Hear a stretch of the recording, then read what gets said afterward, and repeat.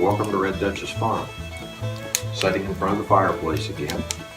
It's one of those super cold days, and so we've got a pot of chili on, and it's almost too hot to sit here. But we've been tagged. We were tagged by Stringfield Farm, and the video is 5 things you are excited to grow from seed this year. And the collaboration was originally started by Travis and Jessica at the WrightFarms, and it's the Wright, W-R-I-G-H-T, Farms. I've ordered all of the greenhouse seed. I've not ordered a lot of the garden seed yet. But I've been looking, like everyone, this time of year, so we're going through the seed catalogs, looking at greenhouse stuff, and also as we're doing that, we're looking at stuff we want for the garden. So the 5 things that I've got is, I've been looking for a good long-keeping onion. I tried Red Zeppelin. They're a good onion, red onion of course, but they did not keep well for me. So I'm looking at Copra onion. It's an F1 hybrid. It's a long day onion, which is what those of us in the north need to plant. They say excellent for storage, stays rock hard up to a year, and then I've also read 10 to 12 months. It's a mid-size, 3 to 4 inch, yellow skin with ivory or white flesh. It's got a thin neck. Also says, some places say high sugar. I find that a little hard to understand because high sugar onions are not long-keeping onions. Your Walla Wallas, your Bedelias, and that sort of thing that are real high in sugar don't keep well. They're a 107-day onion, and they are resistant to fusarium wilt. I found the seed in one of our wholesale greenhouse catalogs. I also looked, and VermontBean.com has got seed, and DixondaleFarms.com has got the plants. So they are available. The next item on my list is a hollow crown parsnip. I've never grown parsnips, so I thought I'd give those a try.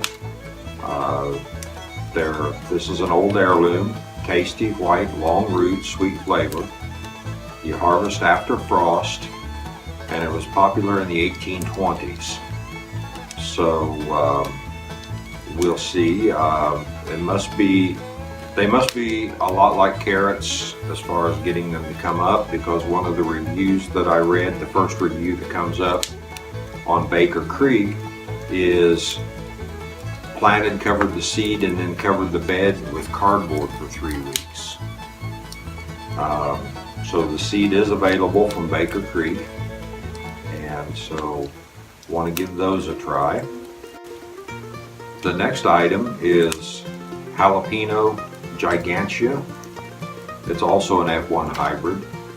I want these for stuffing because they say huge 5-inch pepper. They're green and they will turn red, medium heat, and on the heat I've read anything from 5,000 to 30,000 Scoville units. Supposed to be thick-walled, perfect for stuffing.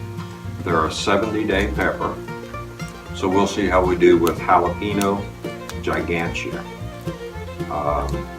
It'd be great to have a lot of those to be able to go ahead and stuff and then put them in the freezer to have over the winter. Already stuffed, just pop them out and finish them up. The next 2 items are greens. We're trying to solve the problem of lettuces in the summertime whenever it gets really hot. The first one is perpetual spinach. Supposed to mature 50 days. It's in the same family as beets and chard, but it tastes more like a real spinach, and the leaves look like spinach.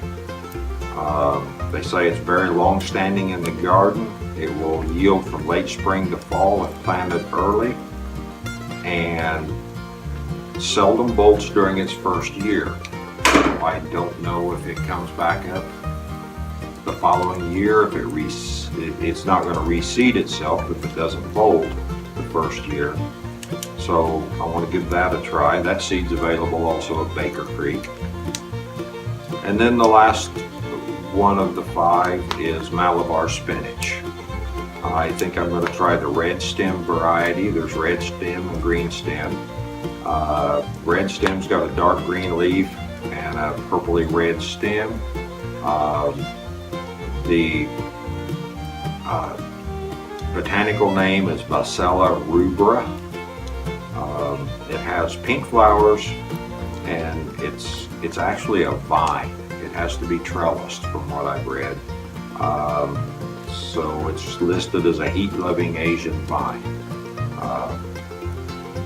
So hopefully with perpetual spinach, Malabar spinach, and maybe try a few other things, we can actually have salads all through the summer. Salads through the winter here are not quite so hard to do. I've still got some greens growing here at the end of January.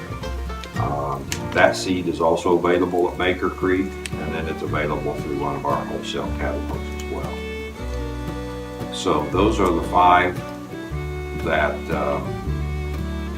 we want to try this year. We'd really love to have an onion because it will store long term, because I buy a 50-pound bag of onions once the weather cools off, and it's one of those things.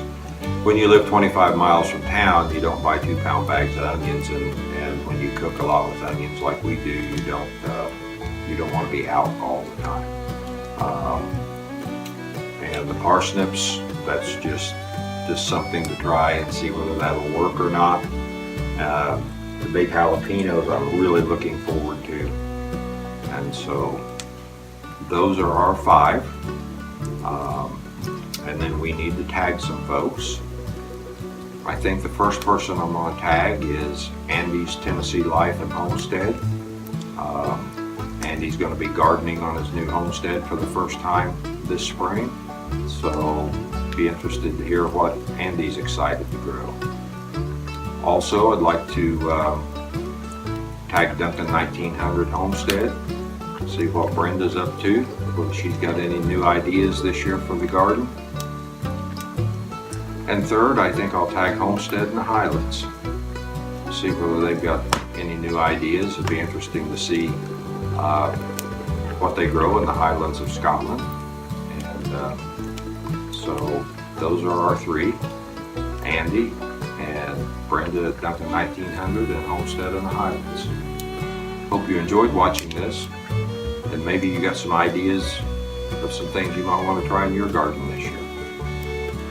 Thanks for watching from Red Dutchess Farm. You have a great day.